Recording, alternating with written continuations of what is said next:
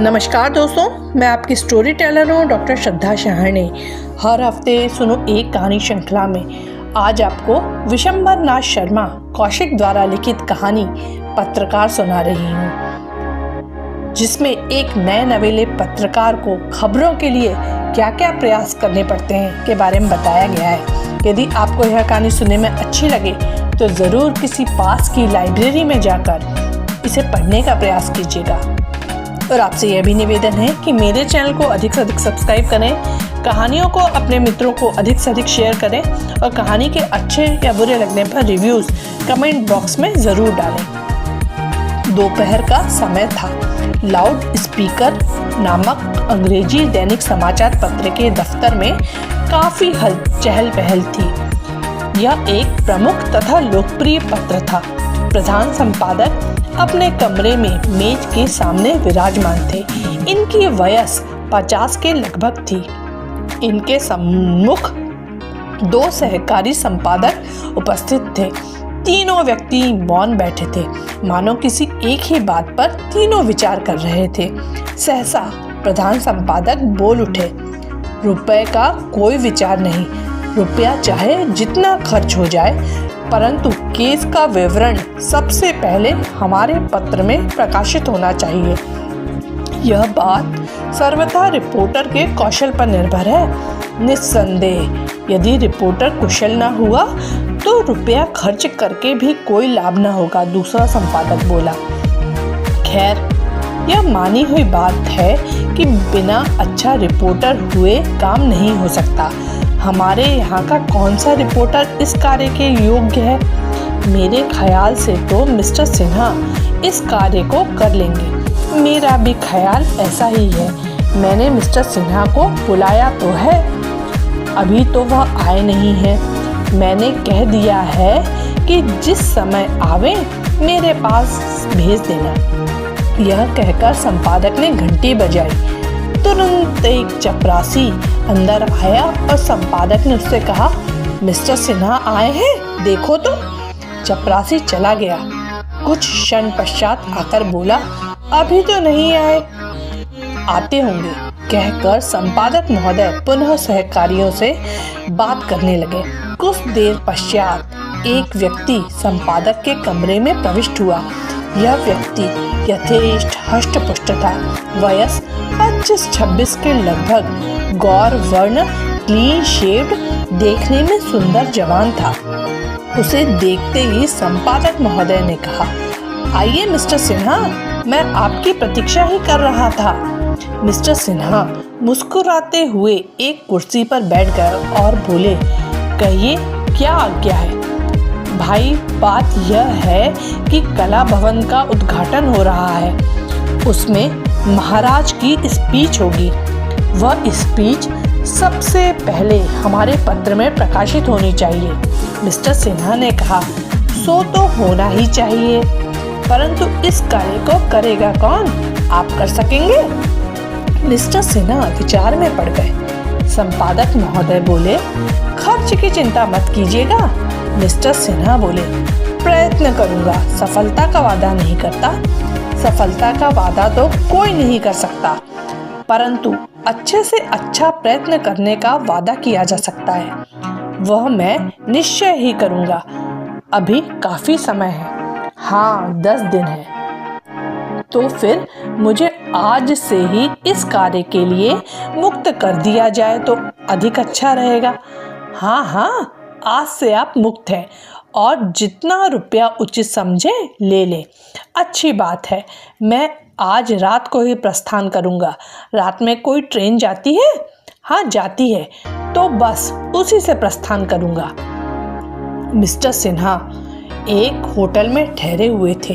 रात को 8 बजे के लगभग मिस्टर सिन्हा सूटेड बूटेड होकर निकले। बाहर आकर उन्होंने एक तांगा लिया और सीधे कला भवन की प्रबंध समिति के अध्यक्ष के यहाँ पहुँचे। यह महाशय एक क्षत्रिय थे, सुशिक्षित, कला पारखी, धनाढ्य। मिस्टर सिन्हा को उन्होंने बड़ी आवभगत से लिया। कुछ देर बैठने के पश्चात वर्मा जी बोले, तो आप उद्घाटन समारोह देखने आए हैं? जी महाराज तो कदाचित एक दिन पूर्व आ जाएंगे। जी हाँ महाराज शनिश्चर की शाम को आ जाएंगे। इतवार को उद्घाटन है। देखने योग्य समारोह होगा। जी हाँ हम लोग प्रयत्न तो ऐसा ही कर रहे हैं। उस अवसर पर महाराज का भाषण भी होगा। जी हाँ अवश्य होगा। महाराज बोलते तो अच्छा है। हाँ अधिकतर उनकी स्पीच पहले से तैयार कर ली जाती है, ऐसा सुना है। इस अवसर के लिए तो महाराज की स्पीच तैयार हो गई होगी। अवश्य हो गई होगी। छपवा ली गई है क्या, यह नहीं कहा जा सकता। महाराज अपने साथ ही लाएंगे। खैर जो भी हो समारोह शान का होगा, इसमें कोई संदेह नहीं। इसी समय एक 18 वर्षीय युवती जिसकी वेशभूषा अप टू डेट थी कमरे में प्रविष्ट हुई। वह आकर वर्मा जी के निकट बैठ गई। वर्मा जी बोले, यह मेरी कन्या सुनंदा है। इसने इस वर्ष बीए में प्रवेश किया है। सुनंदा गेहुए रंग की लड़की थी। नख शिख भी साधारण था। उसके हाव भाव में कुछ पुरुषत्व था।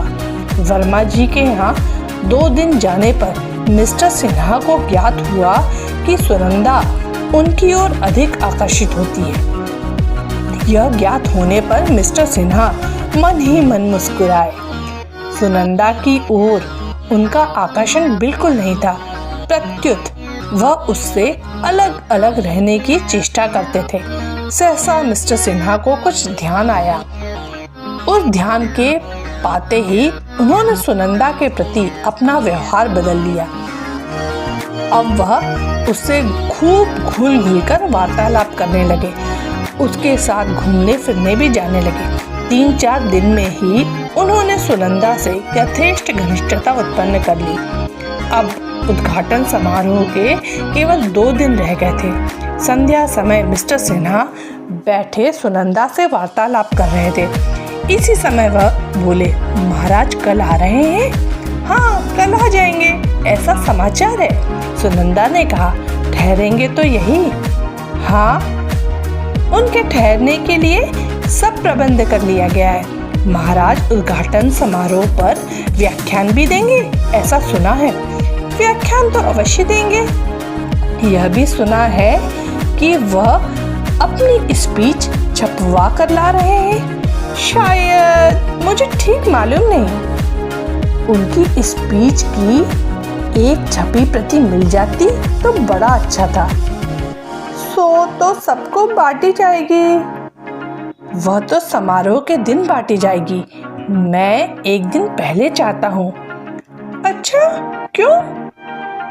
एक बेवकूफी कर बैठा हूँ। वह क्या? एक मित्र से शर्त बदली है कि मैं महाराज की स्पीच एक दिन पहले प्राप्त कर लूँगा। ऐसी शर्त क्यों बदी? बात ही बात में ऐसा हो गया। पूरी हो जाएगी। यह तो मैं स्वयं पूछने वाला था। मुझसे? हाँ मुझे स्पीच से क्या मतलब, परंतु मुझे तो है और तुम्हें मुझसे है। और तुम्हारे यहाँ जी ही महाराज ठहरेंगे। यह कहकर मिस्टर सिन्हा ने सुनंदा के कंधे पर हाथ रख दिया। सुनंदा मुस्कुरा कर बोली, यह बात है, तुम चाहोगी तो मिल जाएगी। देखो प्रयत्न करूंगी। प्रयत्न करोगी तो अवश्य मिल जाएगी। ठीक नहीं कह सकती। मैं कह सकता हूँ। तुम्हारे लिए यह कार्य बड़ा सरल है। मिस्टर सिन्हा की बात सुनकर सुनंदा विचार में पड़ गई। महाराज आ गए। जिस कोठी में महाराज ठहरे थे वह कोठी मिस्टर वर्मा की ही थी और उनकी अपने रहने की कोठी से मिली हुई थी। कोठी के चारों ओर हथियारबंद पुलिस का पहरा था।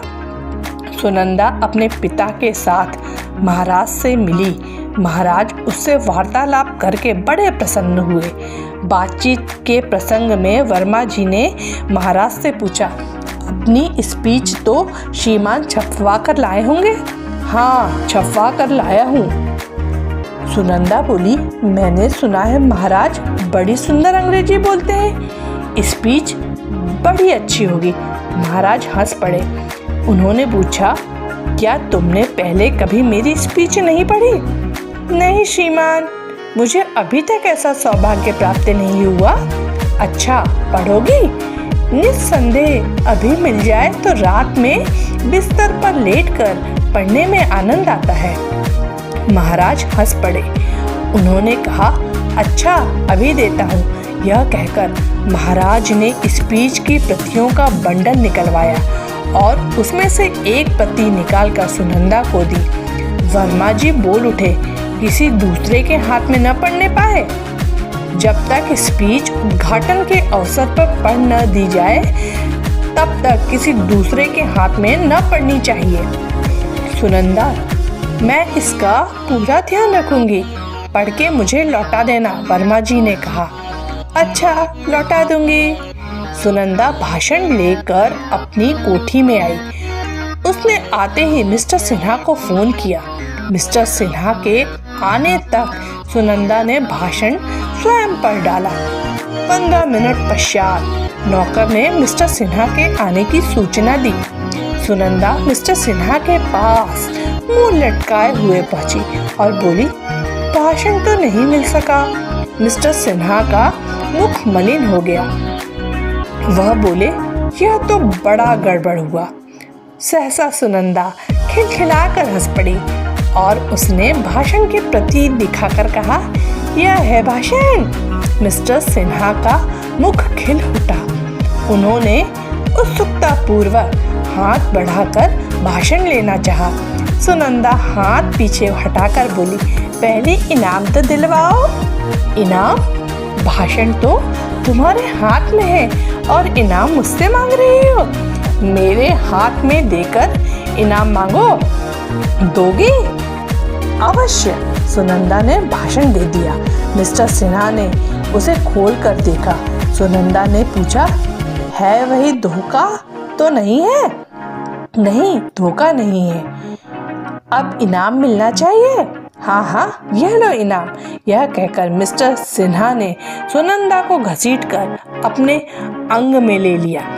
महाराज की स्पीच सबसे पहले लाउड स्पीकर में प्रकाशित हुई। जिस दिन उद्घाटन समारोह होने वाला था उसी दिन प्रातःकाल लाउड स्पीकर में महाराज का संपूर्ण भाषण प्रकाशित हो गया। प्रधान संपादक ने मिस्टर सिन्हा की बड़ी प्रशंसा की। उन्होंने पूछा, परंतु भाषण तुम्हें कैसे मिल गया?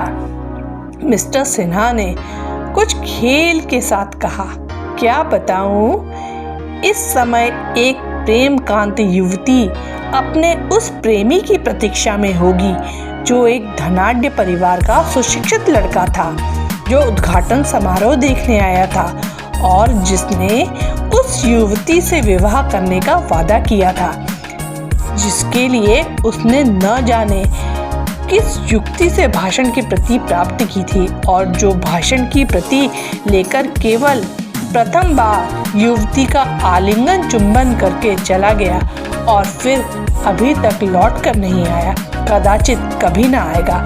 यह कहकर मिस्टर सिन्हा ने एक दीर्घ श्वास छोड़ी। संपादक महोदय बोले, बड़े हृदयहीन हो, एक भोली भाली लड़की को धोखा देकर चले आए। मैं हृदयहीन तो नहीं हूँ, मैं हूँ एक पत्रकार और एक पत्रकार को बहुधा हृदयहीन बनना ही पड़ता है। ठीक कहते हो, संपादक ने मुंह बनाकर सिर हिलाते हुए गंभीरता पूर्वक कहा। यदि आपको यह कहानी पसंद आई हो तो ज़रूर इसे अपने दोस्तों को शेयर कीजिएगा। धन्यवाद।